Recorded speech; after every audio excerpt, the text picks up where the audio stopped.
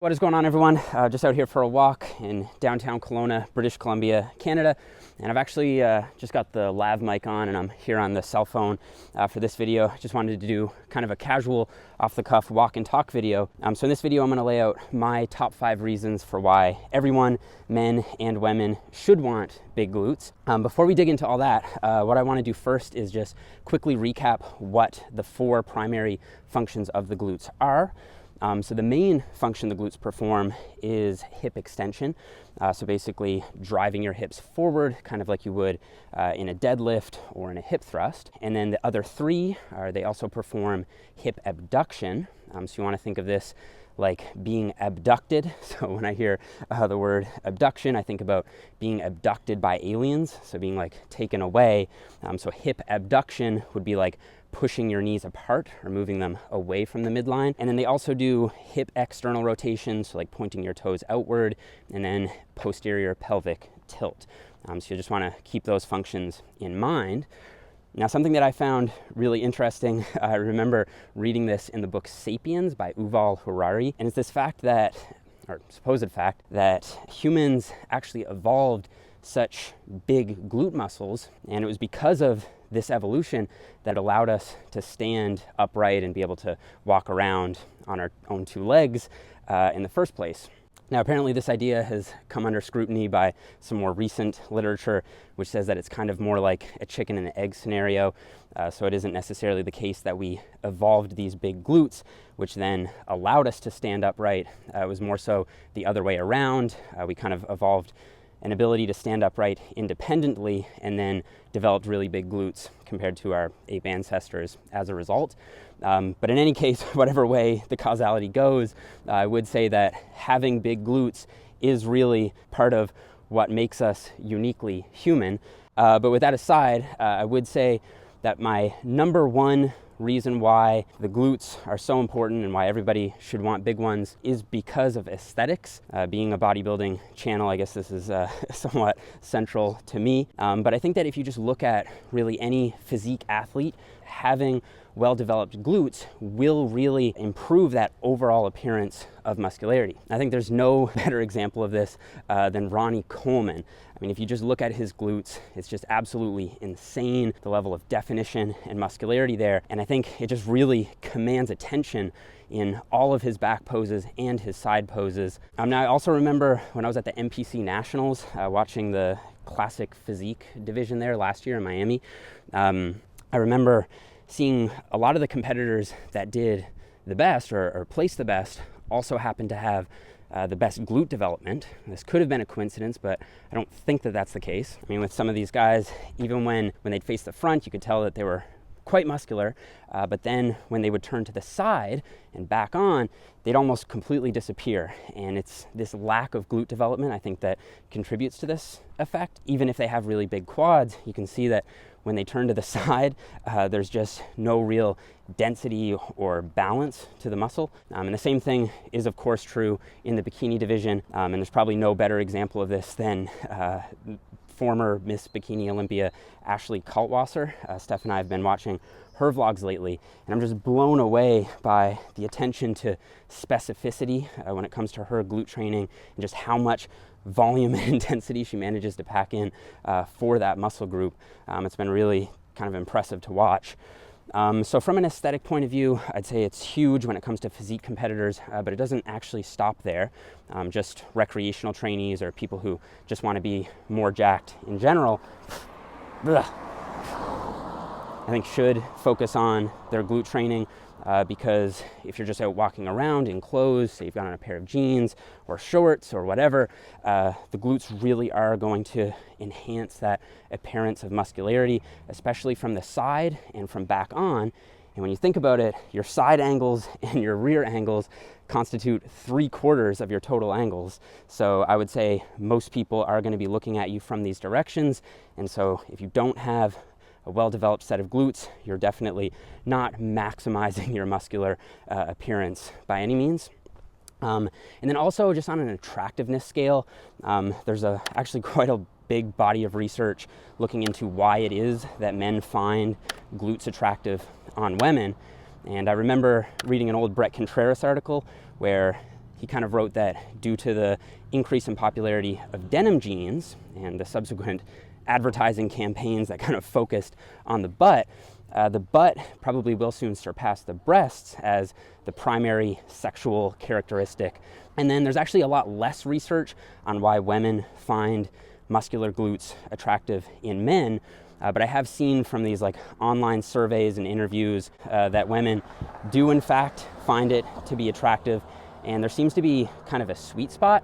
So it may not be the case that women just like more muscle, but there's probably somewhere in between, say, a flat butt and then like Ronnie Coleman's butt that women find most attractive. Probably a good example would be Captain America. His glute development really makes him just move in a much more attractive way. And from what I've heard, I think it's a very attractive feature to women. So anyway, number 2 for me has to do with performance. Now I'm just gonna focus on the squat and the deadlift here. Now we know that from EMG research, the squat actually trains the quads much more than the glutes, but I don't think that should be misinterpreted as saying that the glutes aren't trained at all by the squat. When you think about the squat, you basically have 2 main biomechanical functions being trained: hip extension and knee extension. So the quads take care of the knee extension component, and then you have 2 primary hip extensors that take care of the hip extension component, and those are the hamstrings and the glutes. Now we know from EMG research that the hamstrings are actually pretty much silent during the squat, so they're not really active at all because they're lengthening at the knee joint while shortening at the hip joint simultaneously. But the glutes actually contribute quite a lot to hip extension in the squat, and so if you have weak glutes, I don't think you can really maximize your squatting potential by any means. And I don't think it's any coincidence that at the very high level, the best powerlifters tend to have very big glutes. In fact, I've been to dozens of powerlifting meets, and I don't think I've ever seen a high-level athlete who has an impressive squat have a flat butt.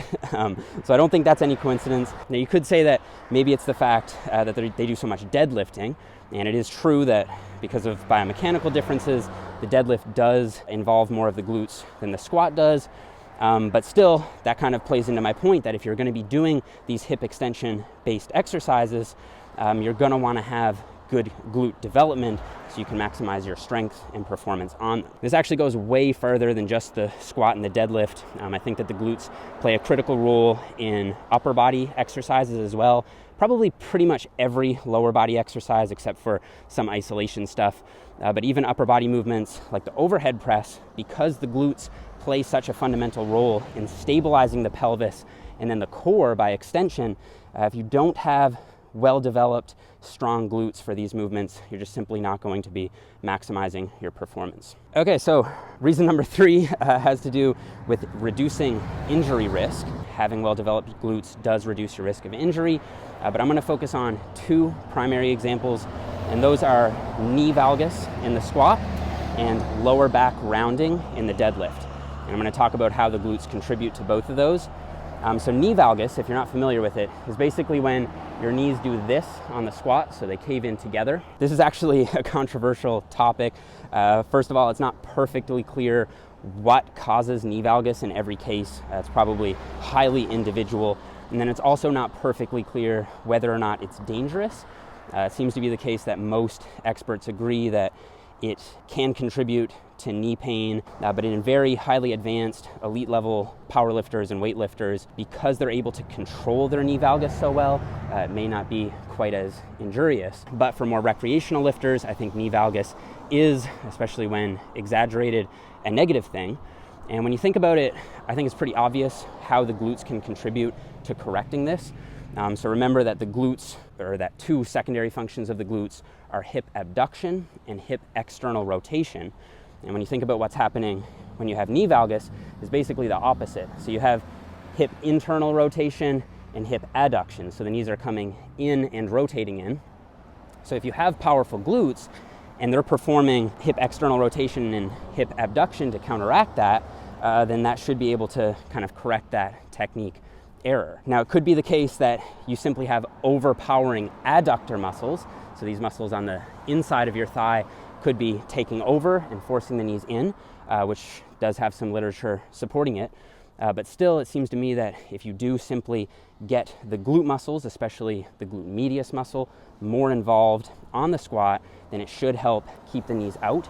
And I think this is the reason why you see so many powerlifters putting a hip circle around their knees and using that to train the knees to stay out while squatting, is because it is corrective for this potentially dangerous knee valgus. Now, the other potential issue when it comes to safety is lower back rounding. Now, again, this is another bit of a controversial area. It's not perfectly clear whether or not upper back rounding is quite as unsafe. Most of the experts and most of the best coaches seem to agree that some level of upper back rounding is probably okay. And I actually do this myself if you watch me deadlift. And that's just because of the natural curvature of the spine. But lower back deadlifting is actually considered to be quite problematic, especially under heavy load. And so I think you want to avoid it if you want to lift as safely as possible. I think the reason why a lot of people round their lower back when they deadlift, especially very heavy, is because your glutes aren't strong enough to fully contribute to the hip extension portion of the movement. So you have to combine hip extension with spinal extension. So basically, some of your back muscles and erectors that have to extend the spine have to come into play in order to get the weight up, because your glutes aren't strong enough to bear the load on their own. So by strengthening the glutes, getting them more involved on the deadlift, I think you reduce this risk of injury from excessive lower back rounding. My reason number 4 is going to be overall athleticism. So I remember reading an old Brett Contreras article, another one, where he basically said that pretty much every athletic movement that you can think of is very heavily influenced by the glutes. And I've seen some research showing that when it comes to sprinting, the glutes are actually far more important than the quads in terms of driving the body forward. And from what I've heard from MMA fighters and coaches, the glutes actually play a very big role in striking ability. And that's because so much of that striking power comes from rotation at the hips. So when you have stronger glutes, you just have so much more rotational power. And I've heard from people who have started incorporating more glute training into their programming, and they're just able to punch so much harder. So anyway, whatever your athletic goal is, there's a very high likelihood that direct glute training is going to benefit you. And then number 5 is kind of related to the safety thing, but it's that having strong, well-developed glutes will help improve your posture. The main reason why people suffer from postural maladies is because we spend so much time sitting down. This is just one factor, obviously, like everything, it's multifactorial. But sitting down all the time definitely doesn't help. And I think it can contribute to what's been termed sleepy glutes. So basically your glutes are not active when you're exercising or just otherwise out walking around. And I think that because the glutes play such a fundamental role in hip extension, and then by extension, maintaining an upright torso, I think that strengthening the glutes will kind of help build that postural base of support from the bottom up. And then this, of course, will have you not only looking more confident, but also will help reduce instances of lower back pain. And according to quite a lot of research, not only does glute development and glute strengthening help fix lower back pain that already exists, it's also rehabilitative. So if you have lower back pain, strengthening the glutes will likely help reduce the symptoms from that. So with all that said, those are my top 5 reasons for why everyone should want a big butt. Hopefully I've convinced you, or hopefully at least there was some nugget of information that you took away from this.